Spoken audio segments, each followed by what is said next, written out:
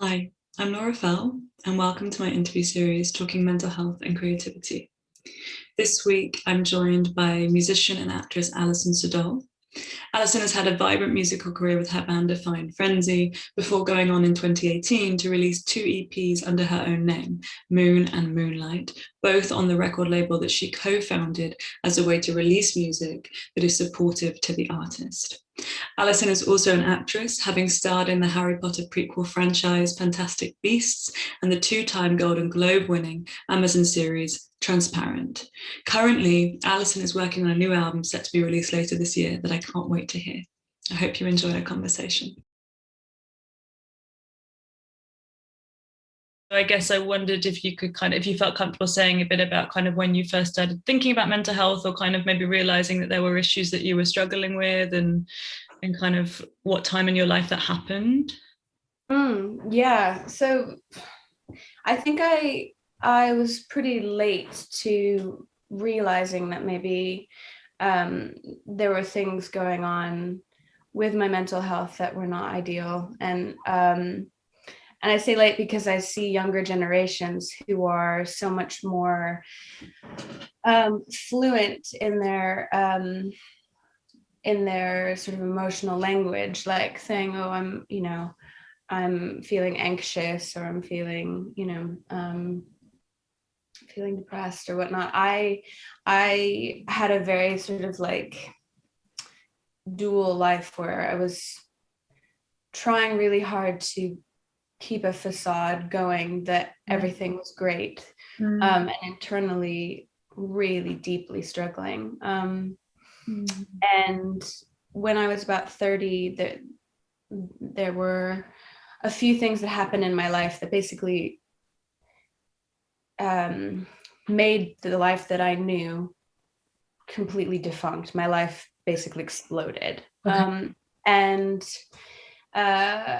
it came at the same time, oddly, as starting to film Fantastic Beasts, the first one. So I was like in this strange situation where I had like the most career pressure and also something really exciting and wonderful going on with the rest of my life crumbling. And I don't know, I just thought, okay, I've gotta look into this. So I finished the film, I moved to New York, and I started to get more into dialogue about what was going on, but it was still another couple of years before I was really able to open up about just how hard of a time I was having. And I saw therapists here and there, but I just had a hard time opening up on a lot of levels. And yeah, it's been a slow journey. It's been a slow process. But I found that like the more honest I am about what's actually going on, the less isolated I feel, and the isolation really compounds any kind of mental health issues. I mean, so much. Like I think like the shame and the hiding they just make things like depression and anxiety just so much worse. So much worse. It magnifies everything, doesn't it? I guess that kind of shame like breeds on silence, I guess. It really does. But it's interesting what you were saying about kind of not feeling like, we get given the language to talk about these things, because I guess that's something I'm very aware of. Like growing up, I don't necessarily think there is this kind of, until kind of more recent generations, this language where we're given kind of, this is okay to talk about, how are you feeling? I feel anxious, I feel depressed, Yeah, there isn't an, even if you have the language, you have the words, like going from it being something intellectual and almost like separate from what you're actually experiencing versus finding actual relief, I think are still there's a disparity there, because I think you can just be like, oh, I'm anxious, but then what, yeah, it's complex. It's really complex, and I think a lot more people struggle than they maybe either feel comfortable talking about or even can recognize themselves. And I guess it's only until like you have the experience of opening up and being met with a kind of safe space that it feels safe to kind of grow that into talking about it more. And I guess I wanted to ask you more about that kind of pressure you felt to kind of have this facade, and then kind of how much you were struggling privately, and I guess kind of this, how you interact with that stigma around mental health and how that kind of influenced that, I guess, polarity. Yeah, I mean, it and you're gonna have to bear with me, by the way, because I have major baby brain. So if I ask you to say the question I might need to, because I've got lost. My brain is it's not working very well. The way that I interact with the stigma now is by assuming that if I'm vulnerable first, that the other person will feel safe and being vulnerable too. Yeah. That's how I like, starting from now and working backwards. I think there is an assumption when you are feeling a certain way that you're the only person that feels that way. You look around at other people and they all seem like they're doing fine, you know? And I think there's definitely a line, because I think it's important to find positivity. It's important to do your best to like interact with the world, because I think if you completely give in to the way that you're feeling, then you can very easily not get out of bed and it can kind of consume you. So I think that there is an important aspect of like showing up, but being honest about where you are when you're showing up. I think that that's it's just really liberating. And yeah, I think I realized I wasn't alone, and I realized that other people were struggling at some point. I think after maybe enough conversations of really difficult openings, where other people shared as well. And then, it just kind of grows from there. You get more comfortable speaking. And some people are very uncomfortable with mess, with difficult emotions, and you have to also recognize that like you have to give people space to be where they are as well. Yeah. And that if you do open up to somebody who is not maybe in the right frame of mind to receive that openness, and they don't maybe hold space for you in a very safe way, that it's very important to go, okay, that's like that's where that person is at, and that doesn't mean that I've done something wrong, or absolutely. like that was isn't a reason not to do this again. Yeah, exactly. It just means that you might have just caught someone at a bad moment, or maybe you triggered something that they aren't in the place to deal with their own stuff or whatever, and that's okay. It's just when you're vulnerable and you don't get met with safety, it is really that's tricky. That's really tricky. And was that an experience you had quite a lot, like in kind of that journey towards opening up about your mental health? Yeah, of course. I mean, there are people that are invested in the way that you present yourself, and so if you sort of shift or you uncover another color that sort of counteracts or sort of like challenges this idea that they have of you, and that's strange for them. Yeah, it can be not cute what happens from there. On the flip side too, like I feel like there's another side, which is that if you if you become too identified with what you're going through, if you become too identified with, oh, I'm depressed or I'm anxious or I'm this or I'm that, then people can also sort of get into modes, either it's like rescuing you or you're like always the person that's kind of a mess. And then when you are doing better, that can also challenge someone's role in life. It's really interesting how what identities can be ascribed to the way you present in that way. Yeah. And like and labels and titles and things like that, like and roles, they like if they are not, if you're not like really in real time with other people, that can be very limiting. And I guess there is that part of, you know, people who, where we kind of might want to put people in boxes. It's kind of, there's a simplicity to it, but it's that kind of, I guess, you know, I can be this person that's on tour doing all this stuff, but I can also be this person over here that's kind of, that's really struggling and going through these things. And I guess it sounds like maybe at one point it felt like it had to be choosing one or the other or hiding one or the other. And now it's kind of like, well, I can be all of these things.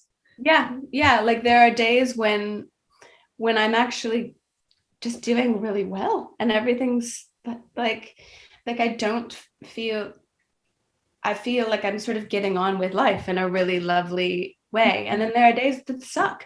And there are days that I need support and I don't know how to ask for it. And there are days that I need support and I do know how to ask for it. I mean, it's just, you know, like it's being human, the like you said, like the desire to put ourselves into these boxes is, I think, can be just very, very damaging, because we're all multi-layered, we're multifaceted, we're moving through the world as, you know, we're porous. Hopefully, you know, you're allowing yourself to be all the colors, you know, and like, that I found actually that really, that was really freeing when I started to realize it's also the same thing as being an actor and a musician. People are like, well, what are you? It's like, well, I'm an artist. Oh, interesting. So you kind of similarly felt that there, of kind of people trying to, like, it either implicitly or explicitly asking you to choose, like, you know, which thing are you? Yeah. I don't know. Why should you have to? Yeah, they're all related. You're a therapist and a musician. Like, are you know, that neither one defines you. They probably are their roles, and then you probably have many other sides that some people see, some people don't, you know, like, I think all of these things can actually be silent influencers in your mental health, in terms of like what we feel comfortable sharing or showing or But I mean, I guess, you know, like having listened to your music, it feels that there is a quality of it, like the lyrics that are quite bearing and quite vulnerable. And I guess I wonder, for you, has music been a way of kind of giving a voice to some of these experiences, or kind of making sense of them? Or has there been like a catharsis for you through kind of that mode of expression? For sure. It's,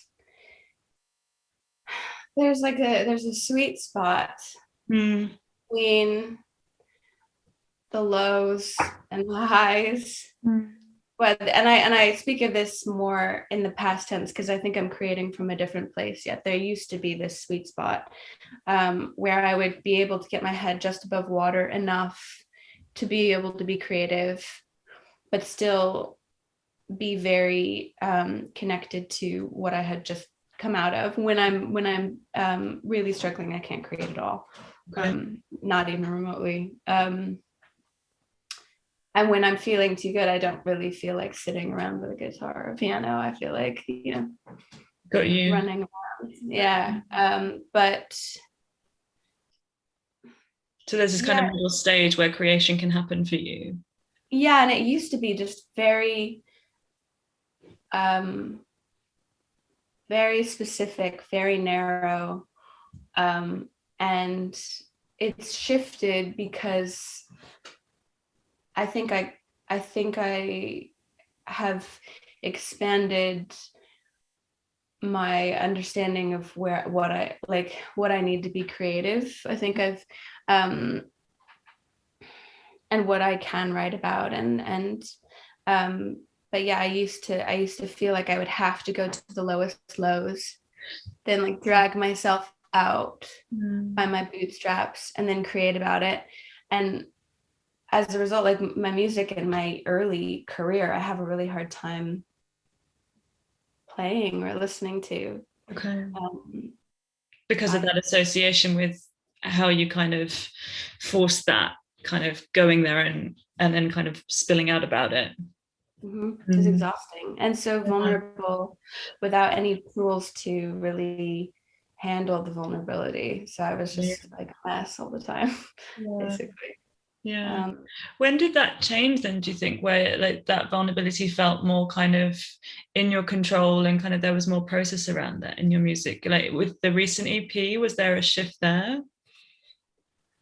To be honest, it's taken, I mean, I finished that EP and released it like 2 years later or something.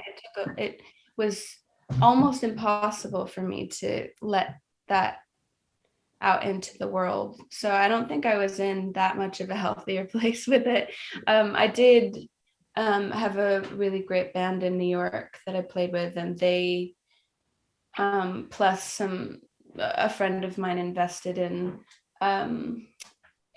this little record label that I started, and there were people around that were like my longtime manager and partner, Adrienne, business partner.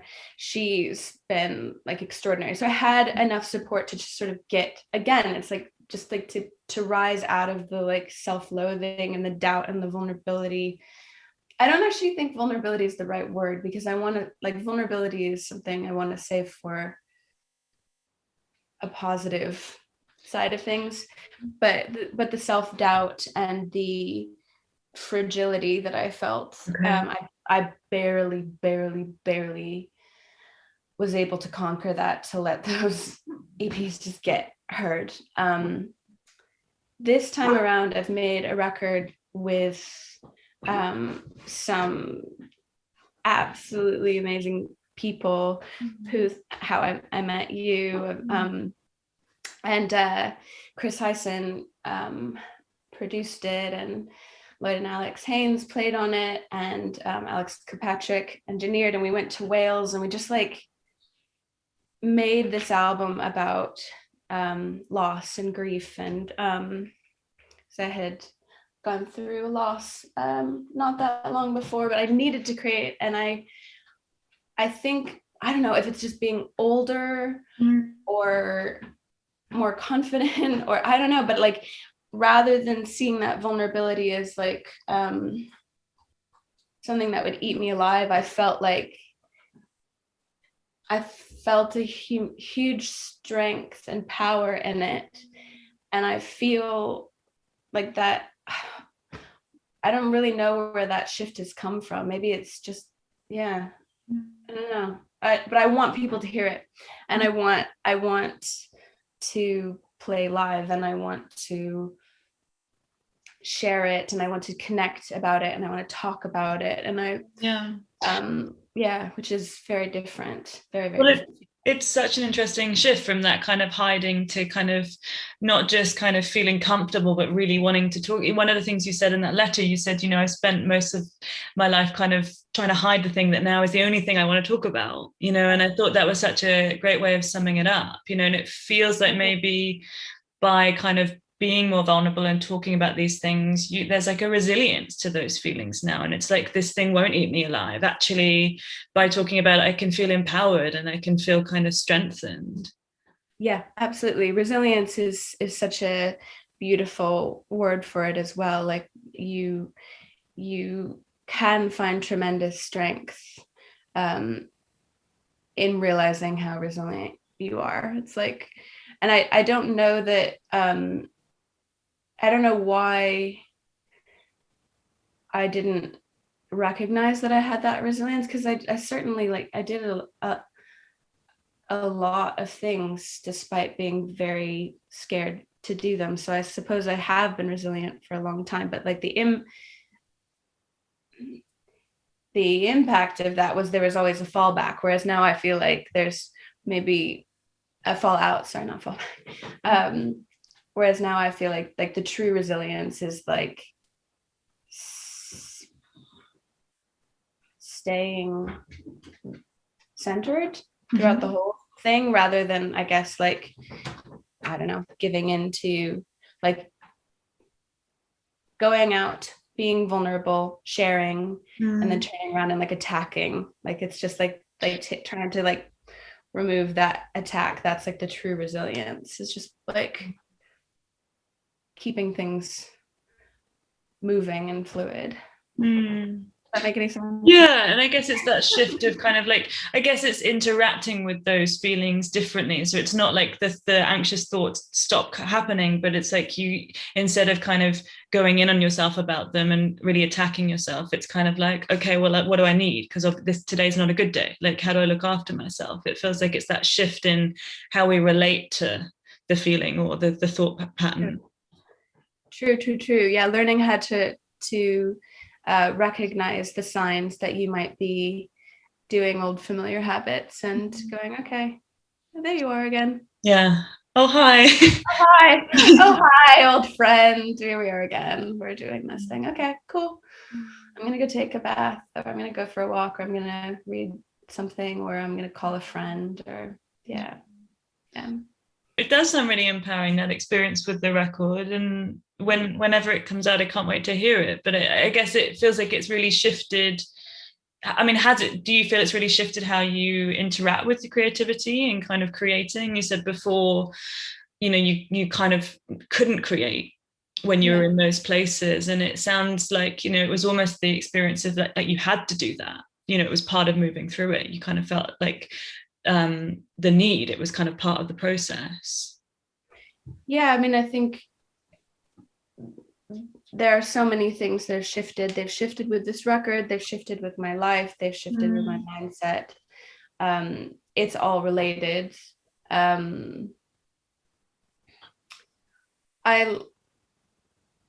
mean, it's still something I struggle with. It's not like it's gone away.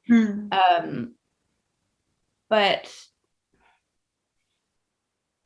I've basically walked into the I've walked as nearly as far as I could into giving into the hiding. I've walked nearly as far and into feeling like, it's not wanting to see, talk to anybody, do anything, create, make anything, just wanting to sort of disappear, wanting the world to stop.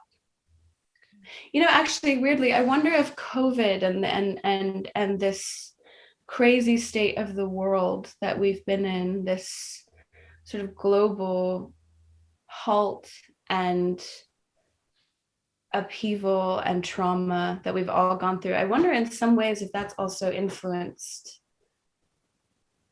this, because my life felt like it was moving too fast all the time. And I wanted it to stop. And I just wanted to like go away. But then the most extreme case of that happened, where like the whole world did kind of stop. To a degree, stop. And same with isolation. Like the isolation that I always kind of go into was suddenly enforced, and it's hard to put it into words exactly, but I just wonder if, because that is sort of like what depression makes you want. You want everything to just get away, but then really experiencing that, and for a long time, I think I was just suddenly like, I don't want this. Okay. I don't want this anymore. And I miss making music, and I miss connecting with people, and I miss creating, and I miss energy, I miss touching people, I miss, you know, yeah. And yeah, I wonder if that also just had maybe more of a profound impact on me than I even really realized. Yeah, that's so interesting though, because I guess it kind of like mirroring the state that you would like be in when you felt very depressed, very anxious, of that like wanting to disappear or having like needing to shrink back from everything, and but that happening in an enforced way every day for 14 months, kind of bringing up this, I don't know, it kind of holding a mirror up to it in a way of actually, I want to make a change here. And I don't know, I think it's interesting. I think sometimes it takes those moments, you know, whatever the moment is for each of us that holds the mirror up, to be like, hang on, you know, this isn't what I want to choose. And I guess that moment of resilience again, where you kind of realize you get to choose. Yeah, I mean, hopefully, you know, hopefully the world will resume and we'll be able to play shows again. I don't think I'll ever take it for granted again, how much we need to be in a room with each other and listen to music and connect. I thought I was being honest and vulnerable for a long time, but I absolutely wasn't. Okay. Because I was also trying to give people what they wanted. Sometimes, but no, I just don't give a shit anymore. I'm just too old and I'm having a kid and I don't. But even before that, like, I think it's so important to like actually own your own vulnerability. If somebody else is sort of if somebody else has their finger in it, then that's not yours anymore. And yeah, I don't know. I think that's almost more damaging than hiding. But maybe that's the kind of balance, and going back to kind of, I guess, how they've run parallel, like your experience of mental health and kind of being in the music industry and in creating art. It feels like perhaps you're at a point now where, yeah, as you say, it's like, I don't give a shit, I'm doing it for me, and I'm more connected and grounded within the reasons why you create and what you want that art to, like, what purpose you want that art to serve, and kind of what places you in people that you want that to touch. And it's not about this idea of kind of what it should look like or kind of which version is being presented. It's like, you know, here's you know, and that boundary, I guess, between kind of vulnerability and privacy, because you get to have both. We all do. It's important to have both, you know, kind of how much we give away. But when there are 7,000 different forms of social media that you feel pressure to provide content for, and you know, like, there's some sort of sense that if you're not doing that, then you're not being competitive, you're not going to be heard, you're not going to, you know, that's really difficult. But I think that people will resonate with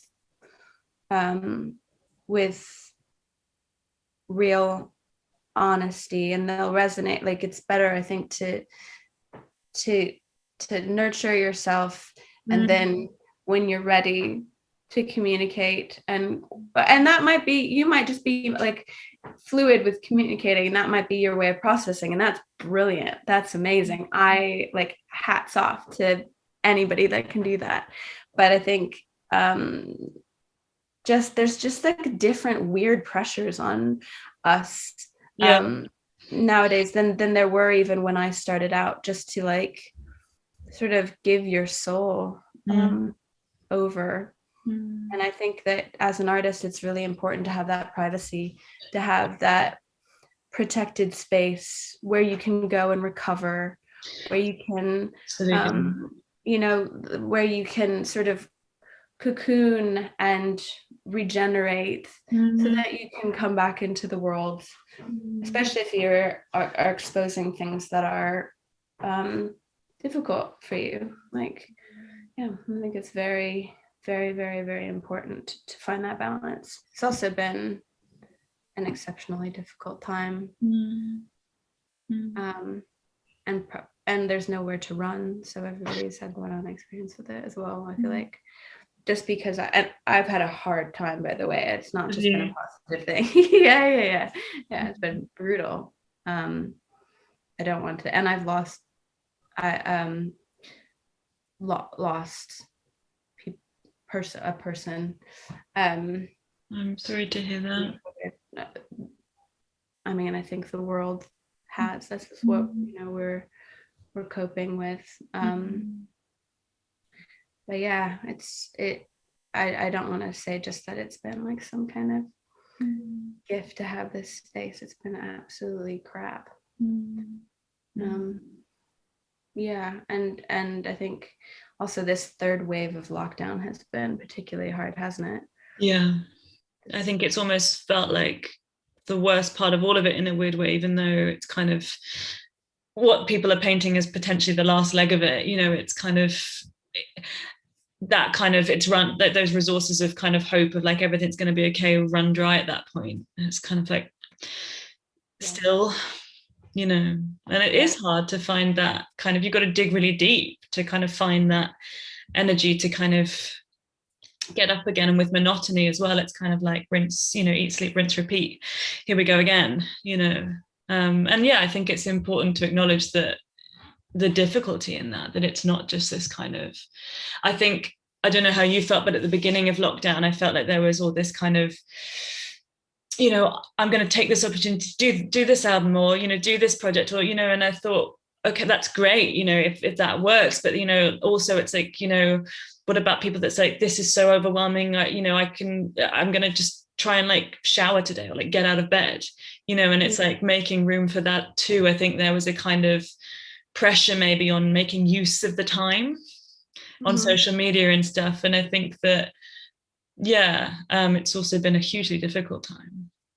Yeah, I know when I see some of the things that people have gotten up to in lockdown, I'm like, wow, I'm so impressed, like cooking, meals. And I'm like, wow, I ate some cheese on some bread, and I was like, it's, I guess it just in terms of mental health, I wonder what this last bit especially, but across the boards, with the kind of like, oh, things are improving, oh no, they're not actually, like, oh, you think that we're coming to the end of something, oh no, here's a variant, and like actually everything could completely close down again, like the loss of hope, as you said. I think it's and also just like this mentality that we've all had to adopt, where other people are potential threats, people that you love, like that you could be a danger, that other people could be a danger, that this kind of risk now attached to connection, which is, I wonder how. I see people, out at pubs outside and like in coffee shops talking, and it's wonderful and exciting, but I wonder like what the deeper impact of all of this is going to be. Like, physical touch feels very strange, and we need that as human beings. And like, just kind of if you have lived alone, if you've been alone, like, and you've been alone for so many months, like what that does to your psyche and your spirit, that's not gonna have like a quick fix, I don't think. A lot of people are going to have struggle with a new kind of anxiety, and as things, I do, certainly. And is your experience of kind of anxiety, I know you mentioned kind of anxiety and clinical depression in the letter on your site, and I wondered, how that has been kind of through these lockdowns, and obviously being pregnant through the lockdown as well. I wonder kind of, as you say, kind of how you've kind of managed to look after yourself, going back to that idea of interacting with that part of yourself more compassionately now, like what's kind of helped? Yeah, being pregnant through the lockdowns is hard, and I've heard a lot from other women that this has been an incredibly difficult time, because you sort of need connection and support more than anything. And the fact that I haven't seen my family in a year and a half, and the fact that like people I love, I couldn't just let them come and like rub my belly, just all I want is just to like come meet this little person that's coming into the world. But like can't socialize, also like living in a new place. And yeah, I found it really tough, and I found it really tough to maintain a sense of self-compassion when a lot of times I feel like I'm not doing anything with my day. My sense of self-worth, which is like largely based on sort of like old views of productivity and stuff like that, have been challenged throughout this. Even though I've filmed an entire movie whilst pregnant in this, but then on the days that I wasn't filming, I struggled with feeling rudderless, and the days since I've finished filming, again, rudderless. Like everything's been challenged. But I have a really supportive partner. I have really lovely friends. And like, there's just almost like a mantra at this point, like we're all having a hard time. You're not alone. Like, please be gentle and kind. It's the most important thing. But I think I've just found that like, that actually surrendering to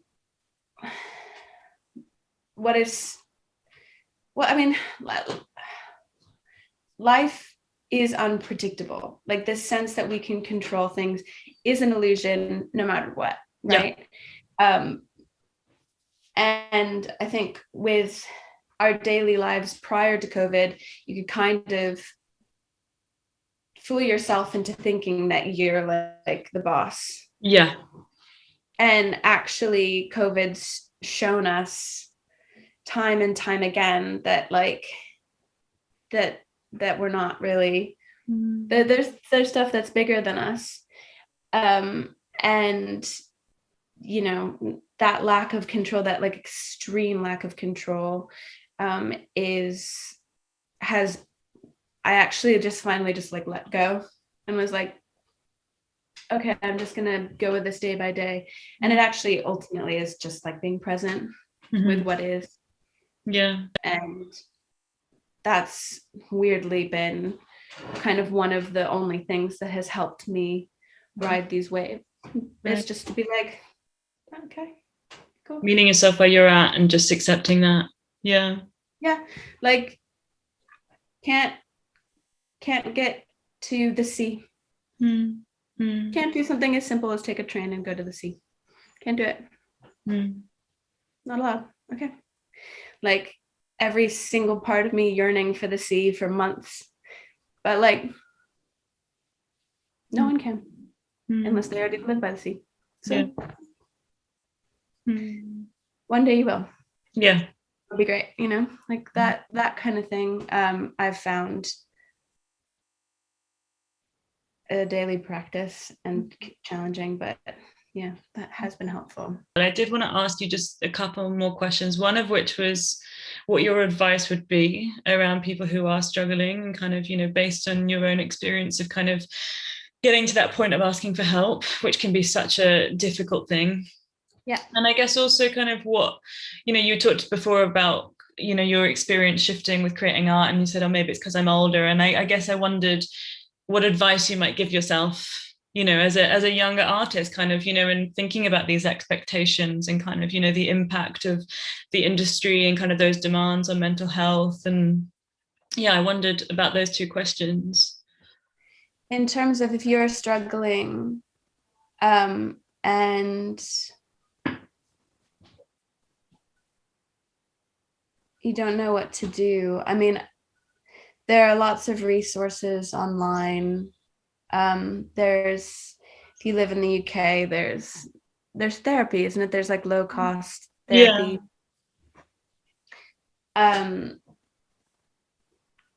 Talking about it really helps, but you have to find people that can listen.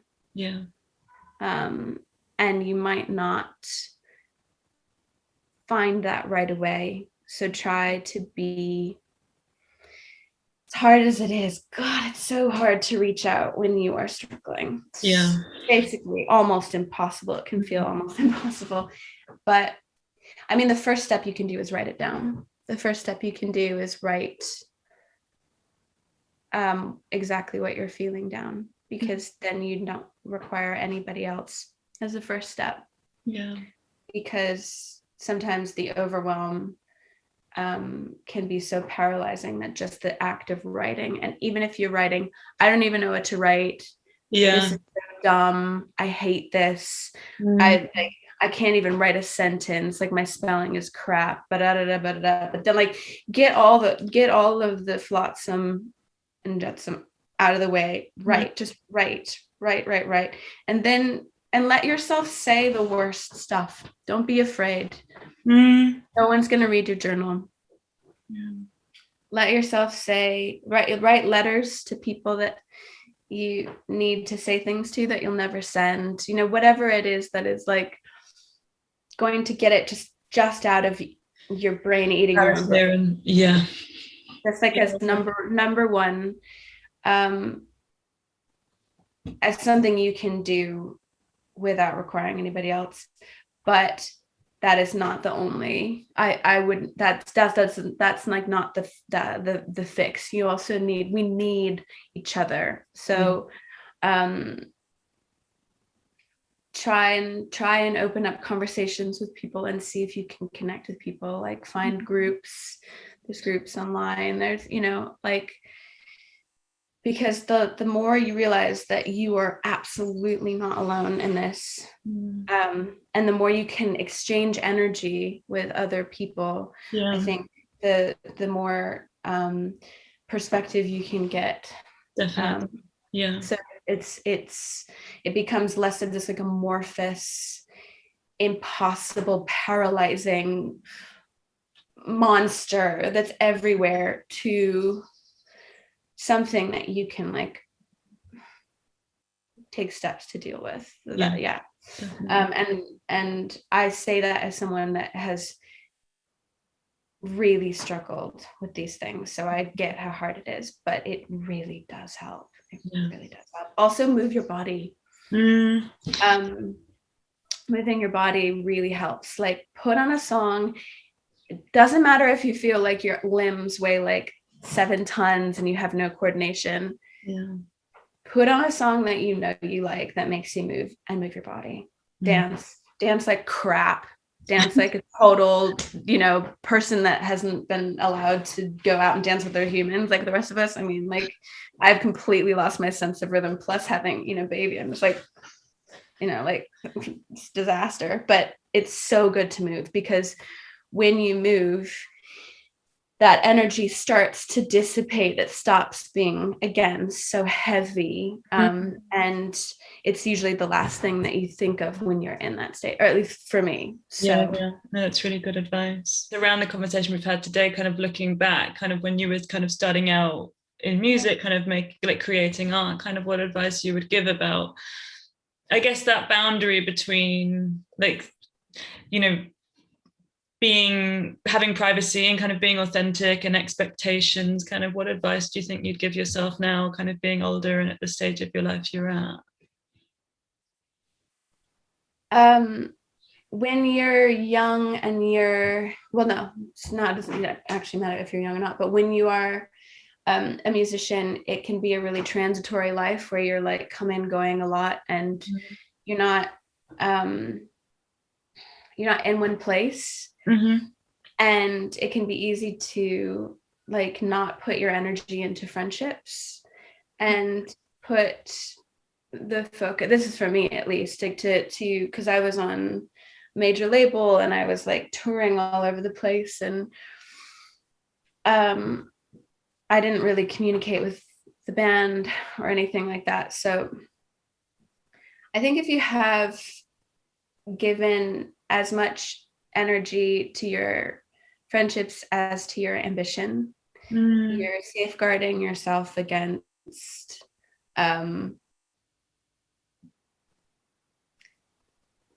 losing sight of what makes you happy. I think it's really important to not give when you are writing a song, give everything. You can, but in the life of being a musician, to give energy to your life, to make sure that you've created a support system, to make sure that you've like found people you can trust, people who will say things like, I don't really like the way this person is towards you, and like, have you noticed that, like, you know, like somebody that can like say the difficult thing. Yeah, like you change when you're around this person, you have a different energy. Is there a reason behind, like, people that have no vested interest in anything but just loving you, and you just love them, because I think I like in the young female artists that I see today, that I like, that I don't actively worry about, I'm like, oh, I can see you've got friends, I can see you've got a life outside of this industry, and that means that you're kind of, you're protected in a way that like I wasn't. Yeah, people that don't like benefit from you, or, you know, except just getting your bud. Friendship is literally, I think, number one. And I guess the only other thing is try to make sure that you have fun. Try to make sure you have fun, because there's a lot of pressure in this industry, and there's a lot on your body, but like, try and take time to have fun. It's good advice. It's been so nice to chat to you. Thank you so much, Alison, for doing this. Pleasure. Hopefully I maintain coherent, because like I said, baby brain is hilarious. I was not aware of any baby brain. You're all good. Good. Okay, good. Awesome. Well, good luck with the rest of the pregnancy and the record. I can't wait to hear it when it's out. I'll keep an eye out for news and stuff. And yeah, thank you so much for giving it the time. Thanks for doing this. It's really great. I think we need to keep this discussion going. For sure. Yeah. Awesome. All right. Okay. Bye. Take care. You too. Bye.